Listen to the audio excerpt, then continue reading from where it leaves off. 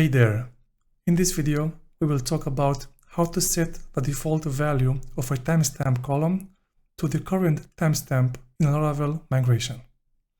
If you choose to create a migration using the PHP artisan migrate command, you will notice that Laravel adds this line, table creates timestamps method, which then will generate two nullable timestamp columns created at and updated at.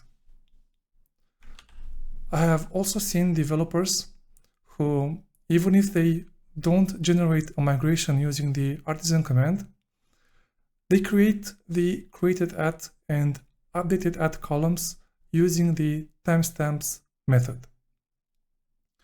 Now, there's nothing wrong with either of these approaches, although there is a catch. If we create the record through the model, we'll see that the timestamps for created at and updated at are generated automatically.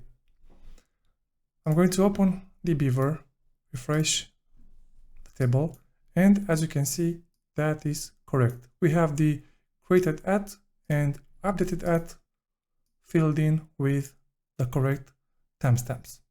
But now let's add a new product manually and see what happens.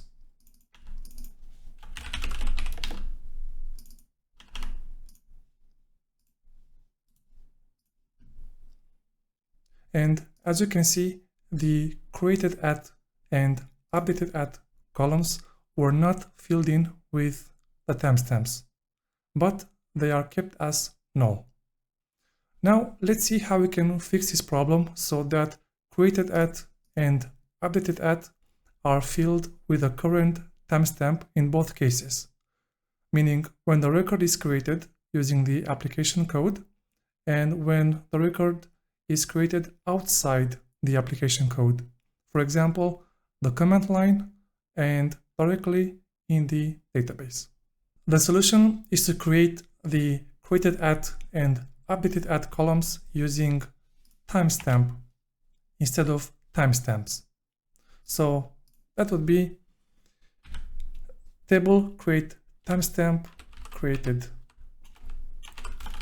at, and then we're going to use current method. I'm going to duplicate this line and say updated at.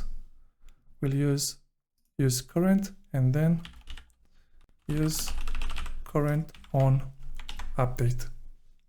So the use current method tells Laravel to set the column's default value to the current timestamp, meaning the moment when the record is created.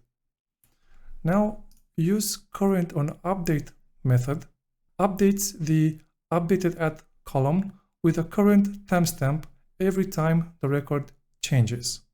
Alright, now let's see it in action.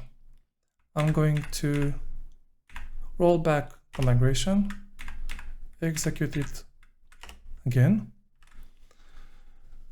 Let's check the table. Alright, so it's empty now.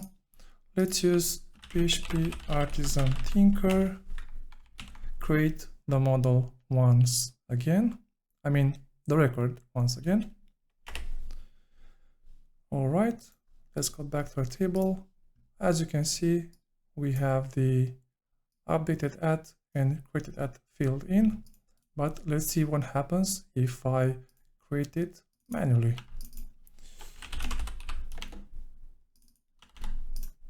Press save, and as you can see, now the created at and updated at columns are filled in with a current timestamp.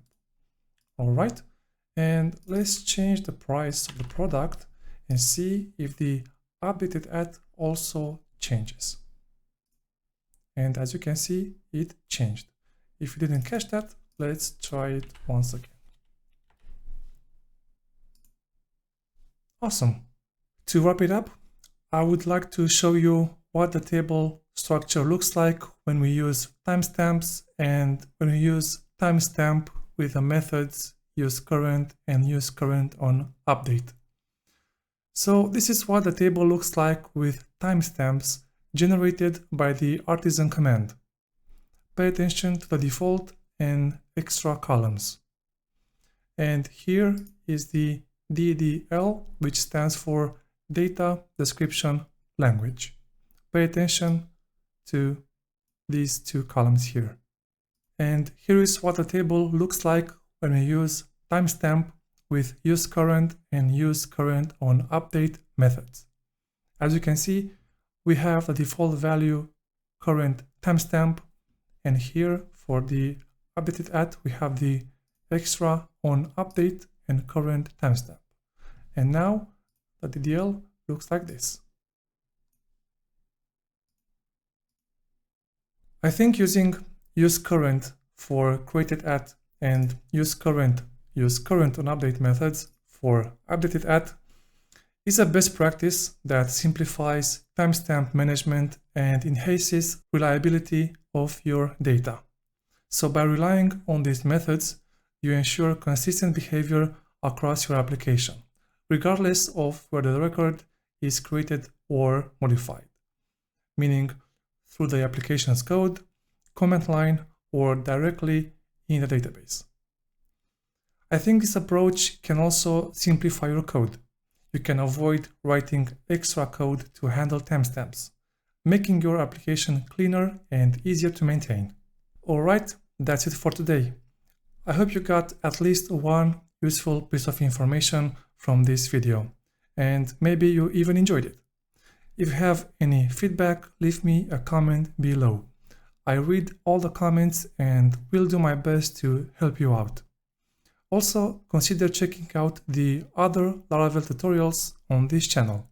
Wishing you a wonderful day, and I look forward to catching you in the next one.